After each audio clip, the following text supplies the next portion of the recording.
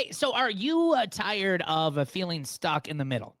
You're working hard, but never quite reaching the financial freedom that you crave. Today, we are diving into how you can break free from that cycle with the help of a wealth strategist, Todd Polke. Now, with years of experience, Todd knows what it takes to shift your mindset, accelerate your financial growth, and build lasting wealth. Now, Todd is here to share some proven systems and some mindset shifts that can help you stop living paycheck to paycheck and start creating a legacy that outlives you. Stay tuned. You're listening to the Debt Free Dad podcast with Brad Nelson. Brad and his co-hosts experience the anxiety of living paycheck to paycheck before learning the fundamentals of financial success. They are now on a mission to empower regular people to pay off their debt for good and enjoy happier, less stressful lives. Keep listening for inspirational interviews, tips, tricks, and practical advice to gain financial freedom. Hey guys, welcome to today's show. I'm Brad Nelson, founder of Debt Free Dad. I paid off about $45,000 of debt. I've been debt-free now for more than 12 years. And I've also been fortunate to help thousands of other people save and pay off tens of millions of dollars with the work that we do here at Debt Free Dad. Now, after listening to this episode, if you're ready to take things to the next level, you're ready to break free from living paycheck to paycheck, you want to reduce financial stress, you want to build your savings and finally pay off your debt for good, but, maybe you're not really quite sure where to get started. We've created some incredible free resources here at Debt Free Dad to help you get there, and I'll be sharing some details about how you get started with those later on in today's episode. So, hey, Todd, welcome to the Debt Free Dad podcast. So glad that you're joining us here today, man. Super appreciate it, dude. Nice early one for me over here, but I'm happy to be here with you. Yeah, you're all the way in Australia, and it's crazy. The time zone difference, like you're already on the next day from where we're at right now, which is crazy. Yeah, correct. Maybe the only thing in Australia that we might be ahead of you guys with it. But hey, if we've got one thing, that's a good thing, right? Yeah, awesome. So can you share a little bit? You're now an expert in helping people build wealth and really helping them reach their financial dreams. But can you tell us a little bit about yourself? Like, how did you get into that work? And even for you, have you always been good with money? Or is this something that was a gift to you and you started teaching people? Or what's your history with it? Yeah, no, I got into this world from a pain. There's no other two ways to put it, right? I was a burnt out personal trainer in my very late teens. Got out of school, didn't do very well out of it. Graduated at the wrong end of average. Went into personal training, health and well-being, and sport has always been my favorite place to be. And I did the whole thing of, well, let's just work as hard as we possibly can to try and get ahead in life. And I thought that was my only rule that I should be following. And so I was getting up at 4 a.m. I was going until about midnight the following day, just thinking that working hard was just going to help me get ahead with everything. And I wound up breaking myself by about the age of 20. Broke my body, wound up in hospital, broke my health, broke my relationships, I had no personal life. And then the one thing that I thought was supposed to be working really well, which was my finance. I had a look at my bank account. I realized I was still broke there. And I thought, this shit's broken. There's got to be a better way than this system that I'm following right now. And that just set me on a pathway of studying and trying to learn from successful people. And I learned this beautiful thing is that profits are better than wages. The late Jim Rohn, coined that phrase. It got me into the world of investing, and I wound up buying my first property deal at about the age of 20 years old. I scrimped together and saved together and got a cheap little 2-bedroom place here over in Australia. Made more in that one property deal than my entire year's income, personal training, working 17 hours a day, 50 weeks of the year for a year on end and breaking my back every single day. I had this moment where, oh, wow, okay, here's where my money is actually working harder for me than I'm working for my money. What a concept. And that was over 20 years ago now. And from that moment, I just fell in love with the world of investing, where I just began teaching. I'm a teacher at heart and got in the world of teaching people how to build portfolios to create freedom in their life. So, mate, that's my story in a very big nutshell. Yeah. And that's awesome. And I think there's a lot of people out there that are probably stuck or feeling stuck, like you went through your life at a very young age. I too went through this experience. Unfortunately, I wasn't 20. I was more like 29, 30. I wish it would have been 10 years earlier.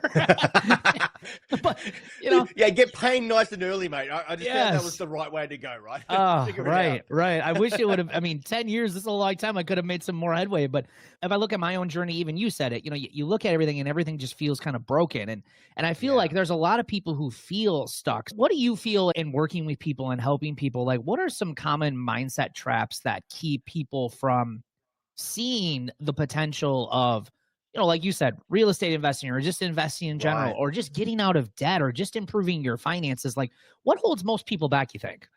Do you know what? I think you've touched on possibly the key thing right there. I believe that wealth has almost as much to do with psychology and mindset as it does with actually some practical tips and some practical tactics that you can take and deploy. And we can understand why, right? Our entire lives from the moment we're born, with the education system and society and our parents who are just doing the best they can with what they know. And we're just railroaded into this life of where we're just supposed to work to pay the bills and become functioning cogs in the economic wheel of society. And with recent times, with inflation, and I know it's the same in the US, it has been the cost of living in Australia.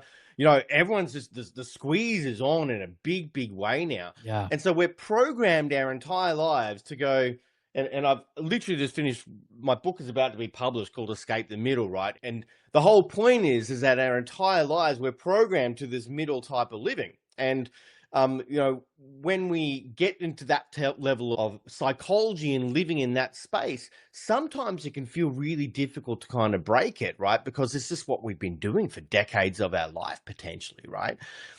One of the biggest things for me is that when I work with investors and work with people in terms of shifting this, is number one, you've got to get it clear on where you want to be going in the future, right? Because you've got to create a picture, further than where you are right now, more than where you are right now. So you have a North Star that you can put up in the sky and that can help guide your decisions and guide your direction in your entire life.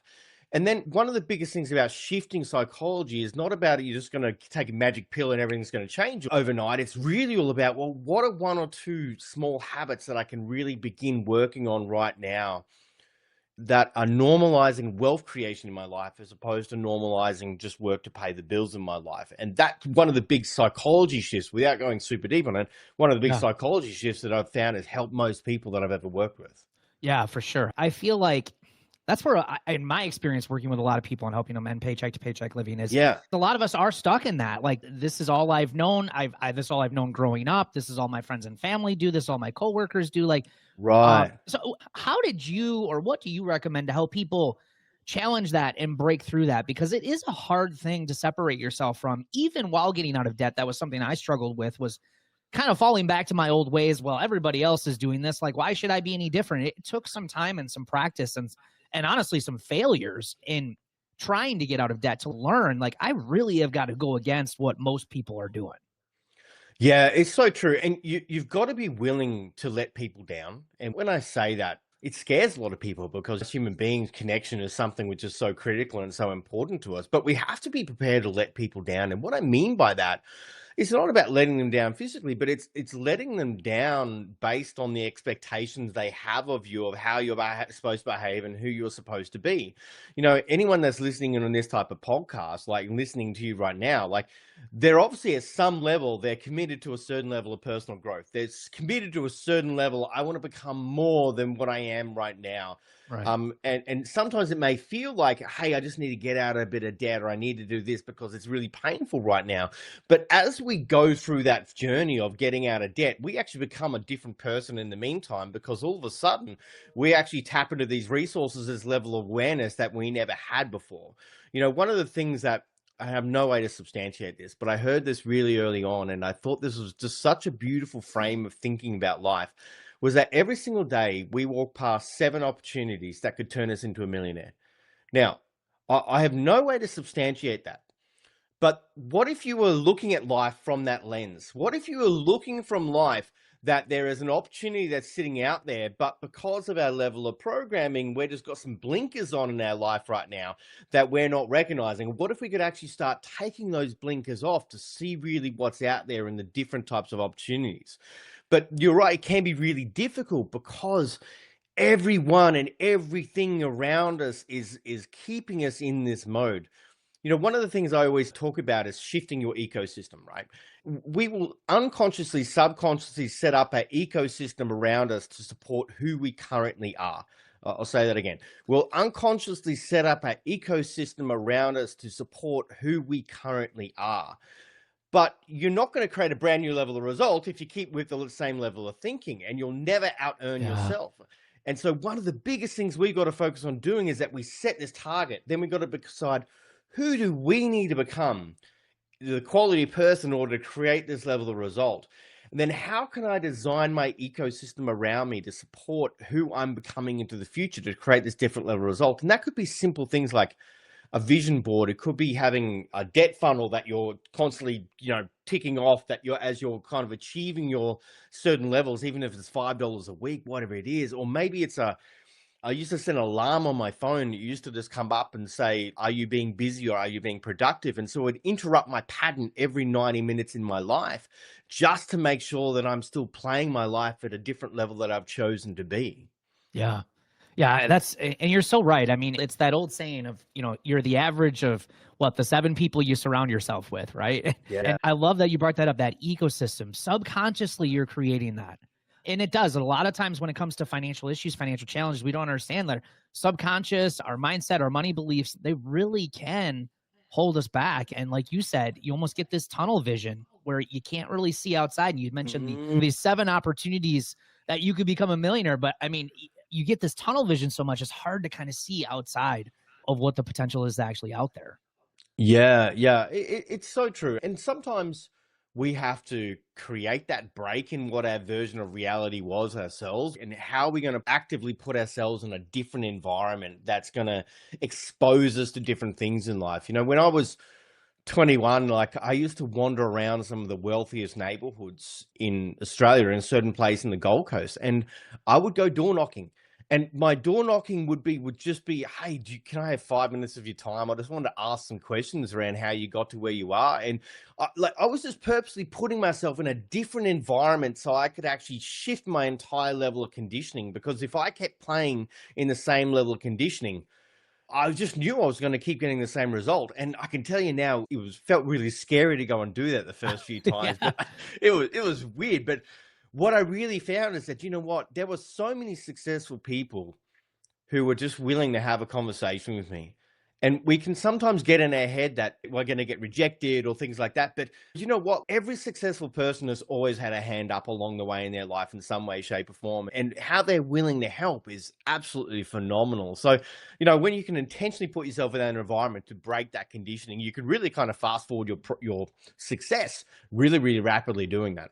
Yeah. I'm just interested in asking those individuals, did you find anything that was like some radical thing that they did to be able to get there? Or was it some basic things and consistency? Like what were the things that got them there? Yeah, dude, that question is key, because a lot of people are always looking for the silver bullet, aren't they? Yeah, right. How can I get my silver bullet? How can I get my, the one trick pony that's going to do everything for me and solve all my problems? People spend decades of their life getting themselves into a certain position and then just want it to change overnight. That's just get rich quick thinking. It's short-term thinking, and short-term thinking sacrifices long-term results. I always relate it back to my health and fitness background. People get themselves to a certain position in their health and physicality and wellness and level of energy they have. And then they often look for shortcuts, and they look for shortcuts by going on radical diets, and they get on this yo-yo style dieting thing. And the problem with a diet is that, apart from the first three letters are die, and people relate that to it, right? But the problem with the diet is that there's the start and the finish point, right? And, people finish a diet and then they'll go and celebrate by eating some crap or, doing something they shouldn't be doing. Where the lifestyle, just showing up, doing the basics consistently is where the success is won. It's not the big, crazy, outrageous leaps. It's just, well, how can I do small, seemingly insignificant things on a consistent basis over a long period of time, and they stack up and stack up and stack up, and eventually they avalanche to this thing called wealth and success, right? And freedom, or debt free, or more time with the kids, or legacy you want to leave. And the most beautiful thing about knowing any of that is just simply because it's about the small things. It means that anybody can do it. I truly have that belief, and you'll know that as well, working with all the people you do. You just got to put one foot in front of the other and just start. Yeah. How do you fight against, though, where we are as a society is everything's get it now. You mentioned Yeah. the diet and fitness industry. You look at get out of debt products. Heck, even the apps like Amazon and all the stuff that you can buy on your phones, like everything is, I can get it today or tomorrow. I don't even have to go to the grocery store anymore. I don't have to go get my own food. Everything is like instantaneous. And I think sometimes when we start talking about health and fitness, getting out of debt, improving your overall life, building wealth, that doesn't happen overnight. So how would you, in your experience and working with people, how do you get them over that hump of thinking like, this is going to take time and there's nothing wrong with that? And I think sometimes, we're so conditioned to be like, if I don't fix my life in 30 days, I'm a failure. Right, right. Yeah, this is what we always talk about, that wealth is a marathon, it's not a sprint. And we know that, but you're so right. We're so used to getting everything now and deliveries within hours and like just everything's at our fingertips that it's made our attention spans incredibly small, but also our patience in terms of taking these small steps over time. One of the things I always talk to my students about is that you're never going to create financial freedom without some financial discipline. Discipline for a lot of people can feel like a pathway to freedom, right? Discipline equals freedom, right? It's not discipline equals prison. Discipline equals freedom. But it's a muscle that we have to start exercising as well, right? What my experience has shown me now is that it's all about recording the small wins, right? And it's the momentum. Momentum is such a powerful force in life. And that when we can actually start seeing some progressive wins, even if they're the smallest, tiniest things, we talk about saving. Like we know that the common dogma is that you should save 10% of your income or 20% of your income. It's a common dogma we're taught.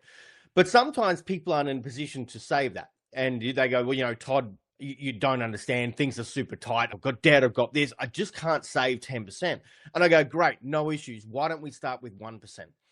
And if you can't start with 1%, then I would just say, a bit of tough love, to be quite frank. Okay, let's take a little bit of a closer look at what you're committed to in life. Are you committed to staying where you are? Or are you committed to creating something different for yourself and your family? And start with 1%. And then month number 2, go to 2%. Month number 3, go to 3%. Now, month number 4, go to 4%. And start creating the habit of actually saving and investing in yourself. And there's some magical things that happen. Like you would have seen it in all that you do. There's an energy to money, right? As soon as you actually start making the choice and the decision that you're going to invest in yourself and that you are worth more and that it is possible for you and you can actually save, even if it's $5 a week or whatever it is, there's an energy to that money that all of a sudden that your money has a purpose. It has a place to be working for you in your life. And then it starts opening up because money loves to be valued. It loves order, loves structure, loves to be valued. And it starts opening up your awareness to what else is possible. And you get into the habit of actually normalizing. I keep telling this normalized wealth creation, right? Normalized financial freedom. Yeah. We spend enough time normalizing work to pay the bills. That's a shit strategy, pure and simple. Right. But there's better strategies out there. And if we can start normalizing that and recording the wins, because then we get those little mini endorphin hits on the way, step by step, and knowing that we're actually achieving and succeeding. Yeah. I mean, this is the formula for building confidence. And, when you're just getting started, you don't have a lot of confidence, but the only way to get there is, like you said, start with 1%. If you can't do 10%, start with something small. And that result builds confidence. You keep doing it. It keeps building confidence. And like you said, it grows this tremendous amount of momentum. And yeah, love that. Quick question for you. I was poking around on your social media channels a little bit. And on one of the videos, you were talking through about how when you're looking at an investment, you take your clients through like a funnel process and making a good financial decision on whether the investment is a good option or if it's a bad option. I'm assuming this funnel process works for a lot of different types of decisions you want to make in life. Well, like, can you walk us through a little bit of what that looks like so people can learn, like, how do I know if I'm making a good financial decision for myself? Yeah. And what's interesting about that is that it's all about becoming a better quality decision maker. I'm convinced, absolutely convinced, that success in anything is all about making better quality decisions. And so if we can start learning how to become a better financial decision maker, then it's inevitable where our life is going to wind up. And if we can keep leveling up that decision-making framework and process that we use, it can really radically change our world, right? Yeah. And so what I'm going to talk about here is this is a decision-making framework, right? And it's just as true for wealth and financial well-being as it is for making good decisions in business or relationships or things like that. And it's really just a very core framework that we can actually filter a decision through. The first thing to me is all about alignment, right? And whenever I have a decision in my life to make, whether that's investment decision or whether that's, I'm going to do this with my kids, or whether that's a pathway for business or whatever it is, the very first thing to me is all about alignment.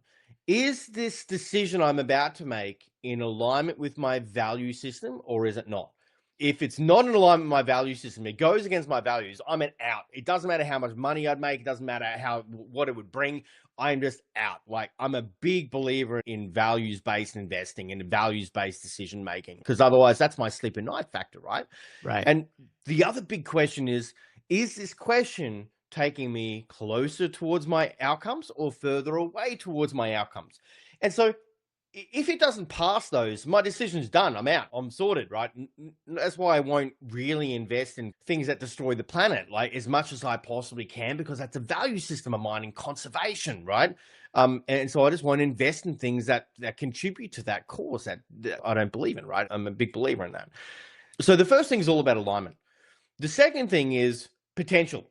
What's my potential return on investment on this, right? And that return on investment could be, hey, am I going to pay down some debt, or I'm going to make my first investment, right? There's a return on investment on each of those, right? Well, the return on investment, if I pay down debt, is going to equal this much. The return on investment versus making this investment is going to equal this much. And is the potential actually worth the decision?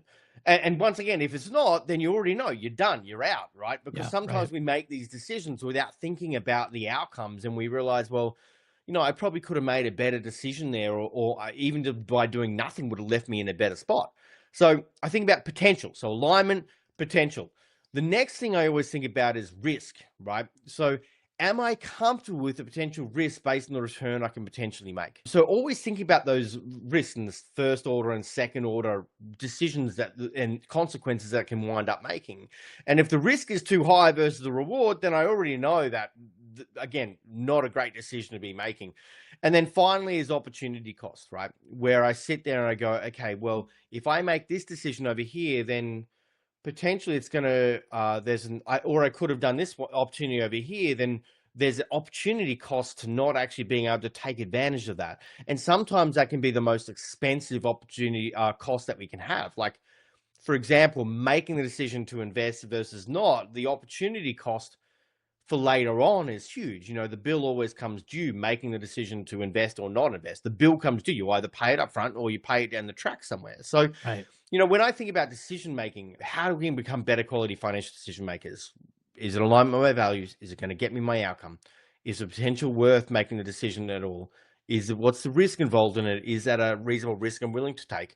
And if I make the decision, it means I can't do this other thing. And what's the opportunity cost associated to that? And it's a super simple framework that you can run it through there within a couple of minutes and decision made, because other people sometimes spend a lot of time just going back and forth and about decisions, and it's taking just way too long for them. Yeah. And making no decision at all. Yeah, and I love this. And you can apply that framework to so many different areas in your financial life, whether it be, buying a car or making a purchase. I think it is so simple if you're starting to use it. Now, you mentioned vision. You mentioned things about goals. Like, obviously, this framework kind of pairs really well with something like that. And obviously, a lot of people who live paycheck to paycheck, including myself at one time, I was just kind of winging it, flying by the seat of my pants, didn't really have any sort of clear direction as to where I'm going. Any advice, like anything to help someone with? Because that's a big question. What's your vision, or what's your purpose, or what is it that you want out of life? Anything that you could suggest to help people try to figure that out? Yeah, I went through this journey quite hard, to be honest, and I probably made it much harder on myself than I really needed to ever be. Probably about, I'm 41 now. So probably about when I was about 10 years ago, I was having a bit of a crisis, right? And my crisis was all about, what am I here to do in the world? What am I here to do in the planet? What's my reason for being? What's my purpose? What's my mission? What's my, what's the big cosmic thing that I'm here to do? And I was asking these questions, and big questions to ask, right? And I sent myself crazy for years trying to figure this out, thinking that I needed to have it all perfectly figured out before I could take some steps forward. I got to this point, and I had a bit of an epiphany at that time, is that, you know what? it's okay not to know exactly what it is. When I'm ready and when the world is ready, more is going to reveal itself. But what's the closest thing that I know that it's supposed to be right now? Yeah. And why don't I just start taking a step towards that direction? And here's what I realized is that as I began to take steps towards that direction, I became a different person because I started having different experiences. I had different learnings. I grew as a person. And as I grew and I learned some more things, my awareness began to open up. And as my awareness began to open up, I began to recognize different things that I wasn't seeing before. I was seeing through a different lens. And so then I'd ask the same question again. Okay, maybe I don't know exactly what it is now, but what's the closest I know that it is? And then I zigzag back the other way. And so I started moving towards that direction. And this is what success is like. It's very seldom is it this linear journey where we just go, oh, I know exactly what I'm here to do. I know how to get there. I know what's going on. Like, and that's what, and we're just going to do this and there's not going to be any problems, right? It's always going to be this zigzagging process and be okay with taking some wrong directions. And I set myself crazy trying to figure this out for a little period of time. That's talking about some big things, right?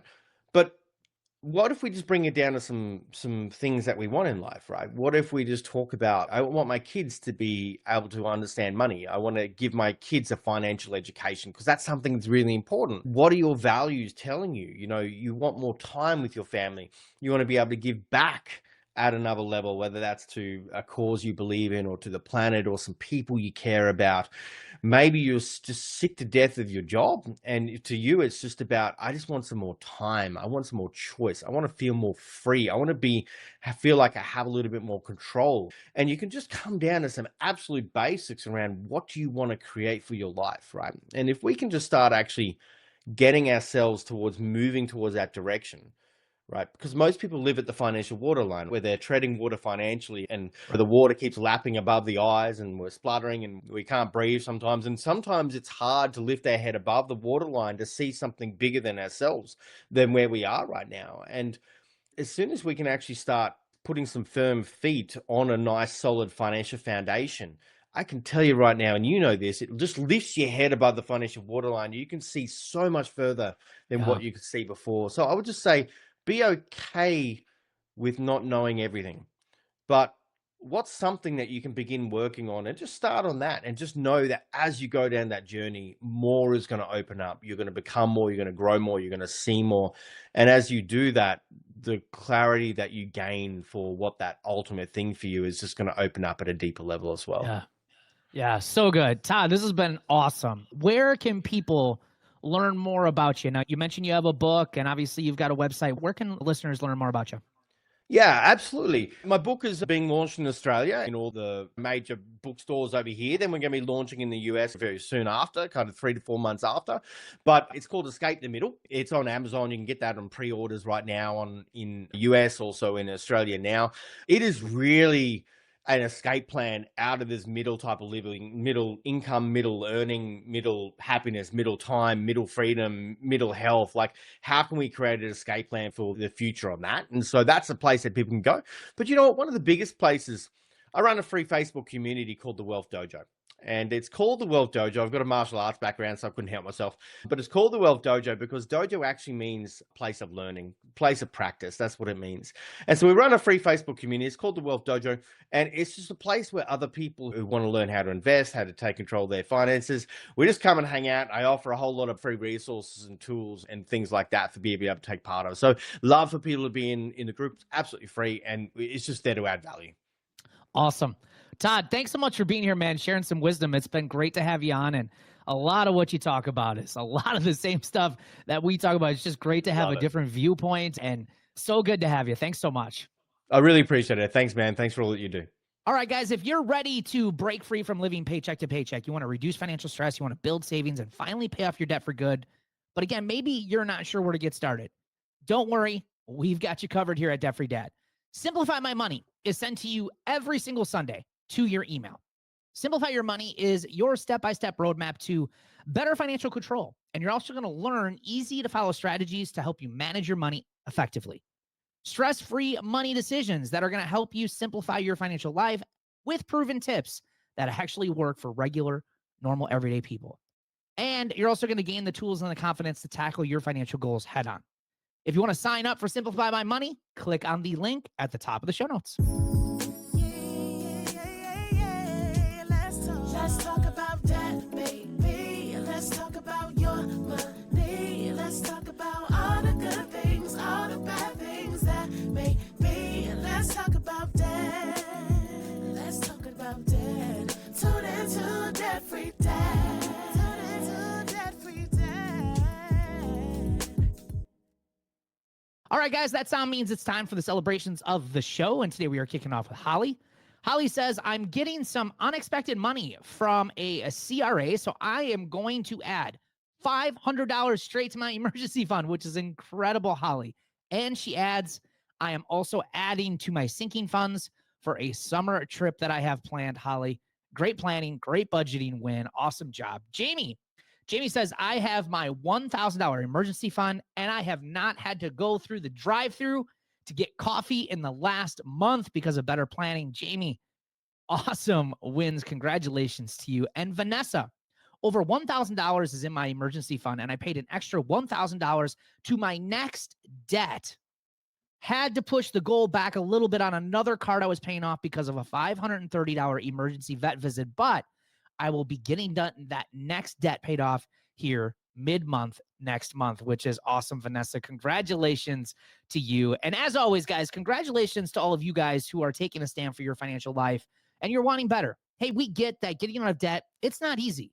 But with our help and hopefully with your consistency and discipline, we promise you guys, this will be some of the best work that you guys do in your entire life. Hey, thanks for joining us on today's show, and we will see you guys on the next episode.